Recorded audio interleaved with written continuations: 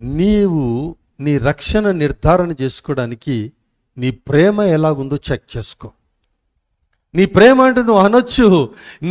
నేను మొన్న చెప్పాను, పేతురుని అడిగాడు, ఒకసారి అడిగాడు, 2 సార్లు అడిగాడు, 3 సార్లు అడిగాడు. ఆయన మనసులో ఏమన్నా 3000 సార్లు అడిగినా, 3 కోట్ల సార్లు అడిగినా, అయ్యా నేను నిన్ను ప్రేమిస్తున్నాననే చెప్తాను. హల్లెలూయా. బా, ఏం గొప్ప మాట అండి.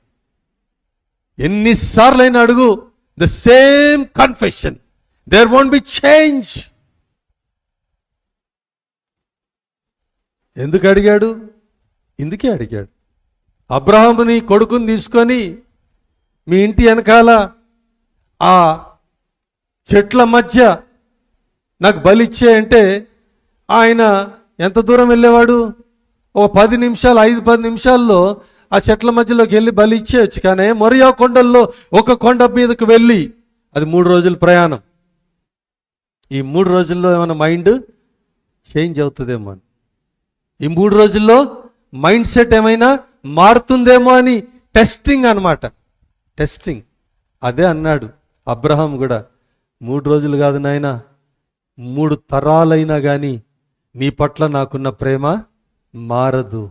ఏమడుగుతా అది ఇచ్చేస్తానన్నాడు. హల్లెలూయా, హల్లెలూయా.